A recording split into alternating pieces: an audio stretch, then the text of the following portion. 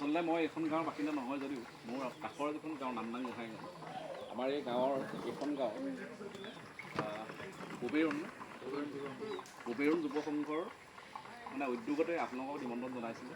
অকণমান আমাৰ বানেৰ জুগলাকৰ আমাৰ অঞ্চল এই অঞ্চলত আহি আপোনালোকে যি সাহায্য প্ৰদান কৰিছে কৃষকৰ যিটো মূল সাহায্য বিশেষকৈ কাৰণ ধানমুঠি বা চাউলমুঠি নহ'লে আমি কোনোদিন জীয়াই থাকিব নোৱাৰোঁ, বেলেগ বস্তু আমি কিনি খাব পাৰিম।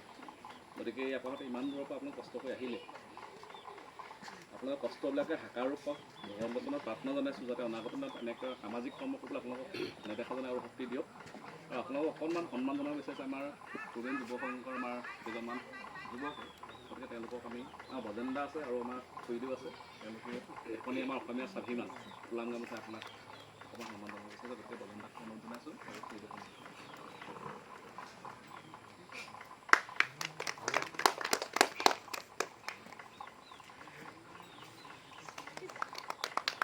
পৰিচয়টো নতুনকৈ কৰাই দিয়া কোনো দৰকাৰ নাই ন। তেওঁলোকৰ মানে কি এনেকৈও লখিমপুৰত ঘৰ সকলোৱে জানে, লখিমপুৰৰ পৰা আহিছে। তেওঁলোকে ভিডিঅ' ক্ৰিয়েটৰ যদিও তেওঁলোকে দুইজনী ছোৱালীয়ে মানে আমি দেখি আছোঁ আমি ভিডিঅ'ত হেৰি আমাৰ যিটো মুগাৰ সাজ হেৰি কৰে, মুগাৰ সাজ যিটো আমাৰ ৱেভিং টাইপৰ হয়নে, যিটো তাঁতশালৰ লগত তেওঁলোক জড়িত। তেওঁলোকে নিজে সেইখিনি কাপোৰ মানে বৈ উৎপাদন কৰি পিনি আমাৰ থলুৱা সাজযোৰ মানে আমাকলৈ দি আহিছে। সেইটো কাৰণে তেওঁলোকে ইমান দিয়ে যে কৰ্মমুখী দুগৰাকী ছোৱালীয়ে আমাৰ এইটো ইমান ভিতৰুৱা অঞ্চলত তেওঁলোকে যে আমাৰ কঠীয়া যে আগবঢ়াইছেহি, সেইকাৰণে তেওঁলোকক আমি বহুত ধন্যবাদ। তোমালোক এনেকৈ কৰ্মমুখী হৈ আগুৱাই যোৱা, আগলৈও আৰু ভাল ভাল কাম কৰি যোৱা, তাকে আমি কামনা কৰিছোঁ দেই। তেওঁলোকে মই ল'লোঁ মই তাইক ফোন কৰিছোঁ, মই বোলো গামোচা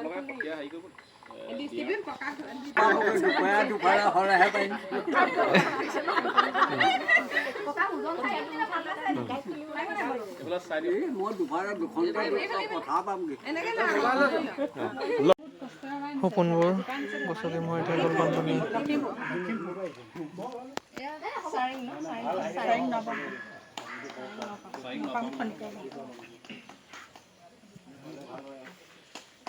মানে এতিয়া মানে শুনি আছো ন, এতিয়া যিসকলে চাকৰি কৰে যেনে হ'লেও খিনি দুবেলা তেওঁলোকে খাব পাৰে।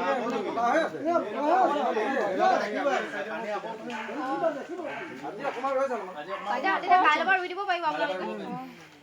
তেতিয়াহ'লে হেৰি কৰক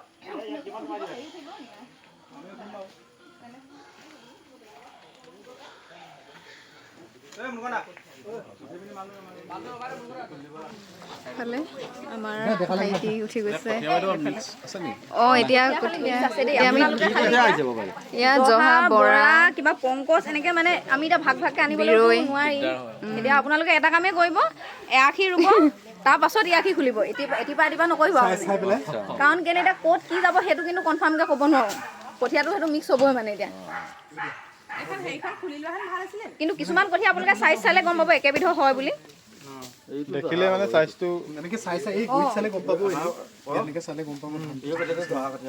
এনেকুৱা চাপৰ অলপ জহা আছিলে মানে আপোনালোকে যিহেতু খেতি কৰা মানুহ ধানটো অলপ চালে গম পাবই, এনেকৈ মিলাই ৰুব আৰু। ধনিয়া গ'লে মুখম মুখেই গাব।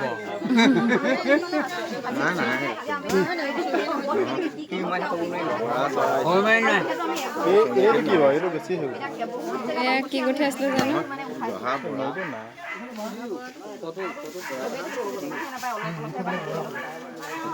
ঐ খুলি খাই গৈছে লাহে লাহে, খুল খাই যাব দেই। এই খুল খাই গৈছে গধুৰ আছে।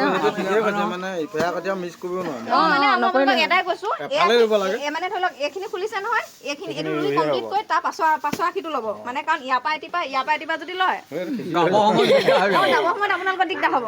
কাৰণ কেলে আমিও এতিয়া কৈ দিব নোৱাৰোঁ কঠীয়াটো মিক্স হ'বই, কাৰণ ক'ত মানে উঠাইছোঁ এডোখৰ জেগাৰ পৰা আনি আমি ঘৰত থৈছোঁ, ঘৰৰ পৰা আকৌ ধৰি লওক উঠাওঁতে এখন কি হৈছে আৰু ক'ত কেনেকৈ যিমান পাৰোঁ সিমান আমি হেঁচি জাপিব চেষ্টা কৰিছোঁ যাতে ইমান কষ্ট কৰি তুলিছোঁ থাকি নাহক।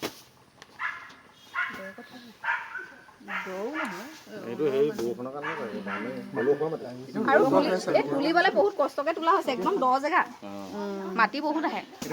কিন্তু সেই মাটিখিনি লাগি থকা মানে কঠীয়াখিনি ভাল হৈ আছে, আকৌ শুকাই যোৱা নাই। আমি 3 দিন পুৰা তুলিছোঁ 4 দিনে হ'ল প্ৰথম দিনা বেছি তোলা নাছিলোঁ 3 দিনটো পুৰা কাৰণ এদিন 10জন মানুহ লগাইছোঁ তুলিবলৈ এদিন 8জন এদিন 7জন লগাইছোঁ 3 দিনটো পুৰা মানুহ লগাইছোঁ বাকী আগত এদিন আমি অকলে নিজে তুলিছোঁ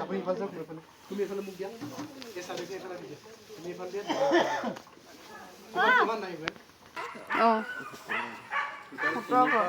হেৰি কৰা পুত্ৰ 215-20 ভিতৰত নমা 15 পৰা 20ৰ ভিতৰত 200 অঁ তাৰপৰা মানে কি হয় আপোনালোকে মিলাই মেলি কেনেকৈ লয় মিলাব কাৰণ এতিয়া একে ঘৰে বোলে বহুত মাটি আছে ৰুব নাই মানে এতিয়া চবেই বিঘা বিঘাকৈ হ'লেও ৰুৱক আৰু মিলাই মেলি অঁ মানে একে অঁ সেইটোৱে মানে চবেই এবিঘাকৈ হ'লেও ৰুৱক ন অকণমান ৰুৱক মানে যাতে আপোনালোকে কাতি বিহুত চাকি গছ জ্বলাব পাৰে আৰু মাঘৰ বিহুটো যাতে ভোগালী ঠাইত কঙালী হৈ নপৰক হওক অঁ সঁচটো হওক ককা যদি বৰ তামোল খাই জানো বাৰু হে ককা অ' ককা তামোল খুন্দি খাই নে অঁ দাঁত এটাও নাই নি তামোলৰ মেচিন নাই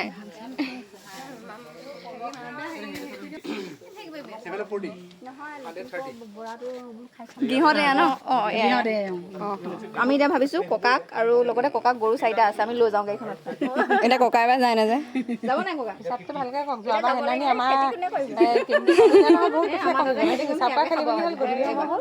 দম খেতি কৰে ৰঙালাও বা আদি কৰি ককা চুলি এডালো নাই কেঁচা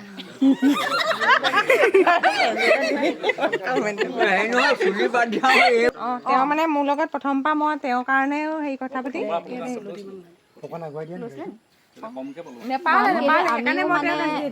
সেইবাৰো আনিছিলোঁ যদিও আমি এতিয়া 2 জেগাত সেইবাৰো দিব লগা হৈছে নেপালে সেইকাৰণে মই লৈ আহিছোঁ আপোনালোকে মিলাই মেলি ল'ব আৰু কেনেকৈ লয় ইমান দাদা আছে ন মই দাদাক মানে কৈছিলোঁ এই বাগৰাকীয়ে কৈছিলোঁ আচলতে আমি কঠীয়াখিনি কোনো চাকৰি কৰা মানুহৰ কাৰণে অনা নাই একদম প্ৰকৃত কৃষকসকলৰ কাৰণে আমি এইখিনি কঠীয়া আনিছোঁ চাকৰি কৰা মানুহে আপোনাৰ যিহেতু দৰমহাটো পাবই সেইটোতো পানী দুটি নাই যোৱা তেওঁলোকেতো দৰমহাটো পাবই দৰমহাটোৱেদি তেওঁলোকে দুবেলা দুমুঠি কিনি খাব পাৰিব কৃষকসকলে ক'বা খাব যি নেকি অকল আপোনাৰ খেতিৰ ওপৰত নিৰ্ভৰশীল তেওঁলোকৰতো সম্পূৰ্ণ গুচি গৈছে তেওঁলোকৰ যেতিয়া ভাত মুঠিয়ে নাথাকিব কি হ'ব ন বহুতেতো ধৰি লওক এইখিনিৰ জৰিয়তে ঘৰত ল'ৰা ছোৱালী হওক সকলোকেতো 1 কেজি বা 2 কেজি চাউল বিক্ৰী হ'লেও পঢ়ুৱাই আছিলে বা নিজে সাজটো হ'লেও তেনেকৈ চলি আছিলে গতিকে আৰু যাতে পথাৰখন খালী হৈ নাথাকক কাতি বিহুত চাকি গছি জ্বলাবলৈ হওক বা মাঘৰ বিহুত ভোগালী ঠাইত যাতে কঙালী হৈ নপৰক অলপ প্ৰকৃত কৃষকসকলে ৰোৱক মই চাকৰি কৰা মানুহক দিবলৈ মানে ক'তো অহা নাই একদম প্ৰকৃত কৃষকসকল যোনসকল যাৰ নেকি চাকৰি নাই তেওঁলোকে অলপ ৰোৱক মানে এবাৰ সেইটো উদ্দেশ্যেহে আমি আহিছিলোঁ